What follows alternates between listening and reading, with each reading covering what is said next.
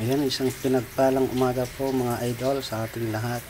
Nagluto po tayo ngayon ng sinigang na hipon. At nilahukan po natin ito ng fresh na sitaw. Ayan mga idol. Siyempre hindi po mawawala dito ang siling haba na siyang magbibigay buhay sa kanyang lasa. At ang fresh pong kamatis mga idol. Ayan po. Ito po ay sinigang na hipon sa sampalok. Napakasarap nito mga idol. Talaga namang sasabaw pa lang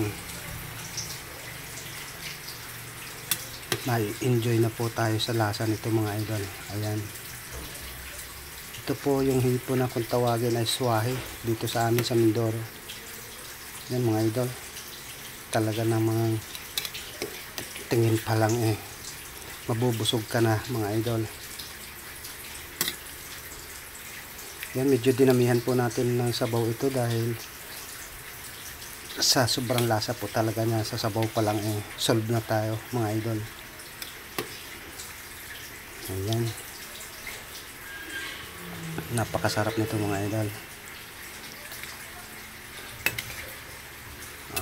Kita natin po mga idol na kumukulo na ito.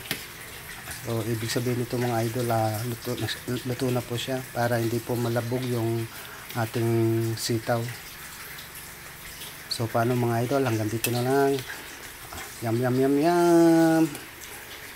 Bye bye.